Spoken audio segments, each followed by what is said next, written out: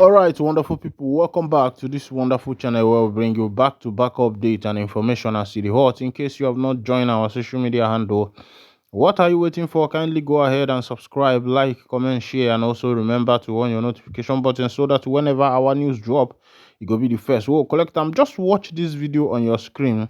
It is believed to be a recent video of the Prime Minister of the Biafra Republic government in exile, Mazi Simon Ekpa Wanjoko, addressing some critical issues as it dey be. Finally, the man don't speak. But as I dey look this video, as I dey look because if you look at the what is it called, the handle of the Twitter handle, this is from Simon Ekpa Akparawa. Of course, you know who Akparawa is.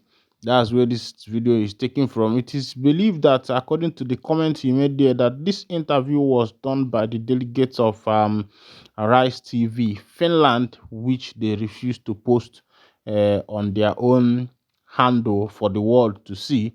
As Ekpa himself dished out, words of wisdom. He portrayed wisdom as he was, answering some of the questions that were thrown to him.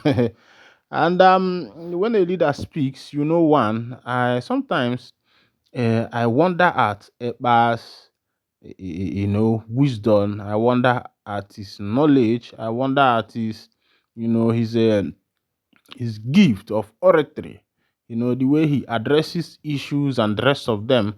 I will soon unmute the video so that you can hear from the horse's mouth by yourself and be the judge over this matter. A lot of questions were thrown to this guy. He said his name is the good guy. That's one surprising thing about this particular guy, when he said that his name is the good guy and he was responding to some questions that were thrown at him. Remember that on this channel we react to all kinds of video, we make comments, we share, and also we do our analysis based on information on our hand. And I would like you to please share this video, let it go viral, let it go high, rate it, like it. Don't just come across our video without making comment and liking. When you like the video and when you rate the video, it helps the video to go viral, helps the video to, it widens the horizon of which the video can reach, and that is how best you can help us in this particular channel. Remember, without you there will be no us, and without us, you yourself can no go to see all this fine information where we say they come for your table. Oh yeah, make you watch the video by yourself and tell me what you think as it be. Rather, promoting democracy. You give the people a choice. And the choice of the Biafra people is a referendum. It is also a democratic process. So that is not undermining a democracy. More accepted democratic process is when you give the people choice to decide their fate. But they have a choice. This is an election which will be following democratic... In Nigeria, Biafran people do not have a choice. And that is a historical problem created by the Britain. So everybody, as you have been a journalist with your experience and the history of Nigeria, you will agree with me that Nigeria is a mistake because of the tribal and dangerous diversity in Nigeria, which is also a destructive diversity. So when you give the people the choice to choose how they want to live, that is a true democracy. A democracy is not when you bring in the military and invade communities, burn the communities because people are protesting. You kill them. Is that democracy? Do you do that in the United Kingdom? The answer is no. But what about your role in all this? Your tweets. My role. Wait a minute. Your role in all this, your tweets and your social media. Why the need for violence? It is. Yeah. At least 1,500 people died in the last 3 presidential election campaigns. Was it my fault then? And there have been deaths so far in this one too. That's what we want to correct by making sure we do not continue to validate an evil entity that subject their citizens to death.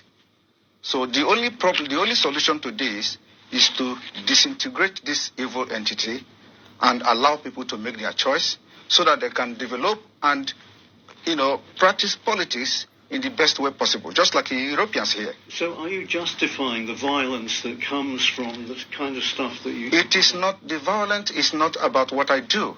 It is the provocation of the policy of Nigeria. Okay? So it is a long time bomb coming. So what you see happening now, Nigeria have a history of violence from the beginning of Nigeria. After independence, every election in Nigeria has witnessed violence. So it is not about me.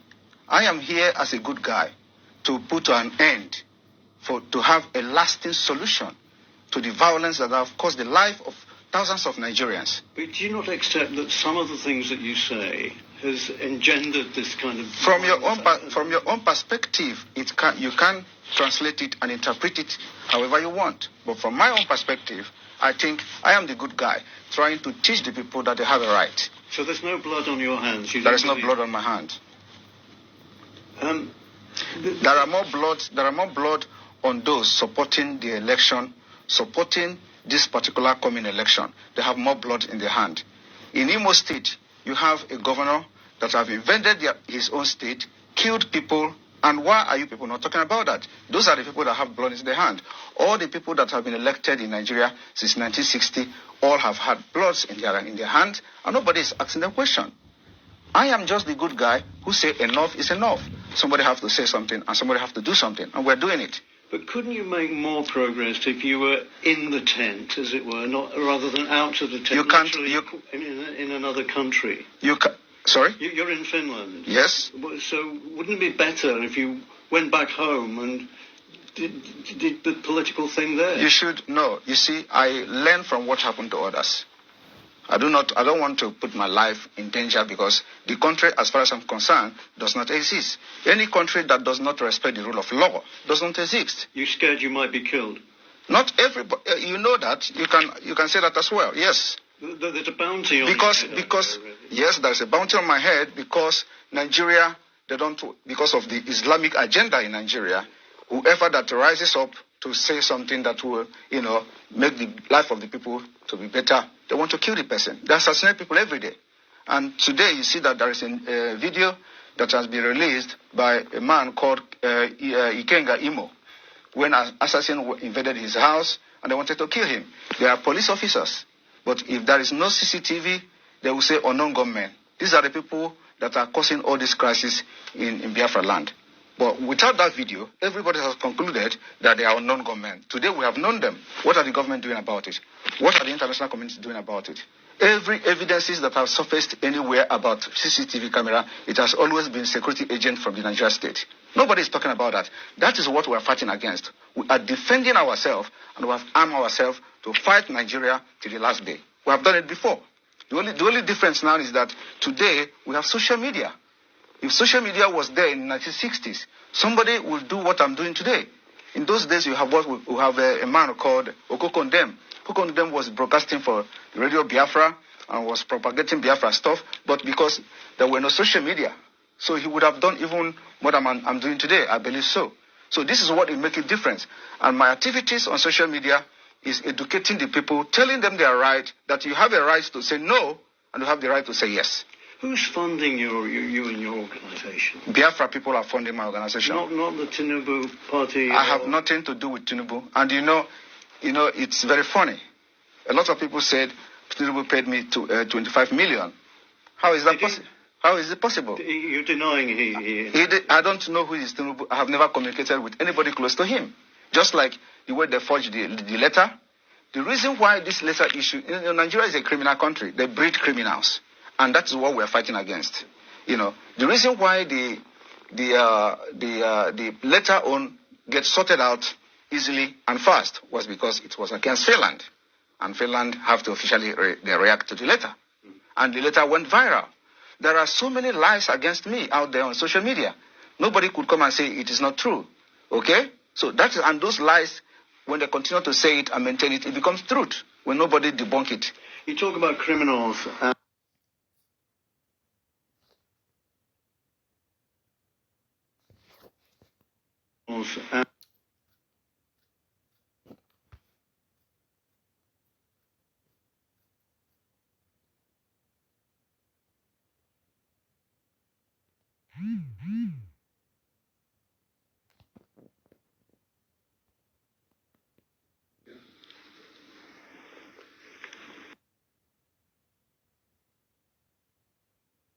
we must, make sure that we don't validate Nigeria again. So let me just say that.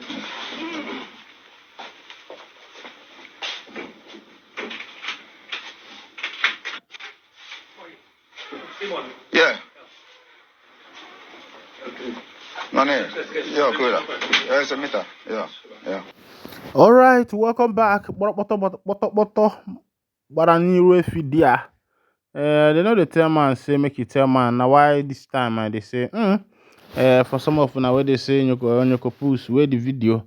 Why they drop video? I say make I drop this one now. All right. One funny thing the man say he is promoting democracy. Remember the song of Fela Kuti, late Fela Anikolapo Kuti, where he said, democracy, democracy, democracy, democracy. One thing about the nation called the NIG is that any individual, that rises up to, to make sure that proper democracy, of course, that there is what is called proper democracy, thrives in the nation. The nation has its way, the bourgeois, the cabals have their way of making sure that that particular individual is not brought to limelight.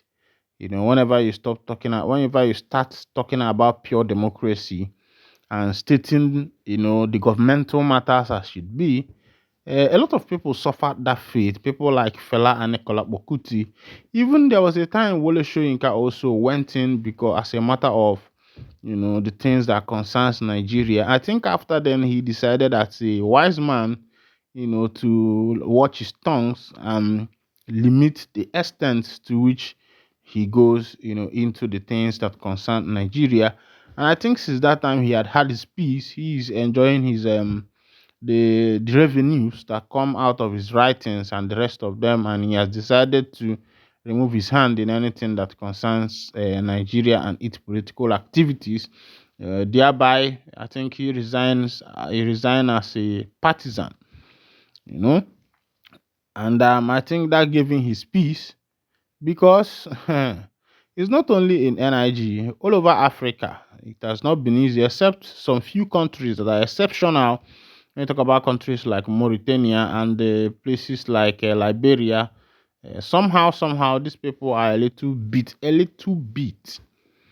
Egypt and the rest of them. It's not that they don't have their crises, but the crises there are a little bit manageable. Their development is coming, and all manner of things are happening. At least people are still entitled to their democratic rights, to their civil rights, and the rest of them. But the issue of NIG is not, you know, nothing to write, home about, because the bourgeois, the cabals, the political elites, they are the one who holds the power. And you could imagine you as a common man, rising up to speak, to talk about your right. Somehow, a lot of people have gone in for it. When you decide to rise up to the task to say, yes, this is my country. I have to speak for my country. I have to defend my country. I have to stand on the right path. I know one lady like that in one internal revenue. I don't want to call the state, who rose up to, defend the poor, to make sure that the allocations goes, where they are supposed to go. And the first threat this woman received was from bank managers, who are chopping from that chopping scene. She was threatened, not to come in such form again, because she was making sure that every revenue generated will go to the right source, and every budget, that is budgeted and disbursed will go to the right source. And other people, both bank managers and other of her colleague, felt that this woman is putting sand in their garage, thereby blocking their chopping sim channels, their chopping sim pipe. So that is why the government has not gone so far in bringing development and bringing infrastructural development and other development. Even in our educational system, it has become very dilapidated, that the lecturers, the other people are preying on the students, making sure everybody is, as far as Nigeria is concerned, What people are fighting for is what is called survival. People are fighting to survive. So, if you don't have the means of surviving, a lot of people tend to do whatever it takes to make them survive. Meanwhile, I call it greediness because the white man out there is just caring for his daily bread and making his nation to become a better place. Meanwhile, the black man down here is bent on siphoning the money to other countries. The black man prefers, banking, millions in several accounts in the nation, in other nations, and making sure that him and his generation will never be poor again. And they forget that they are very poor, because if you're a rich man and all your neighbors are poor people, that means you are poor, because if you fall into any problem, nobody will be there to rescue you because they are all poor people and they are all looking up to you. So I think it's high time Nigeria start looking into human capital, human development, more investment in the economy, more investment in the nation, rather than using the money to buy 500 million yacht. They say you have a yacht, and meanwhile, all these things are predicated on taxpayers' money. Taxpayers' money is what is buying all these things. And I wonder why we still pay tax, because these taxes that people pay, they are not being used for any good work. There is nothing that we have seen that our taxes are doing, because I can't start my own business with my money and you still expect me to pay tax. I hustled it out, and yet the government still expects you to pay tax of the money that was not given to you.